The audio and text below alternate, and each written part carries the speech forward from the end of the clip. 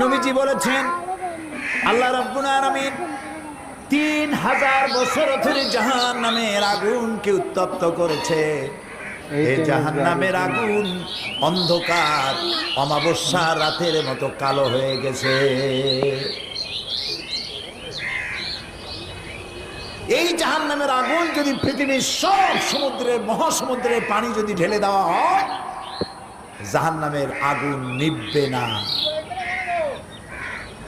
জাহান্নামের আগুন সমুদ্র মহাসমুদ্রের পানিতে আগুন নিভবে না, কিন্তু গুনাহগার বান্দার অনুশোচনা আর অনুতপ্ত আর অনুশোচনার 2 ফোঁটা চোখের পানি তার জন্য নির্ধারিত জাহান্নামের আগুন নিভে যেতে পারে। বান্দা যখন গভীর রাত্রি আরামের ঘুমকে হারাম করে তাহার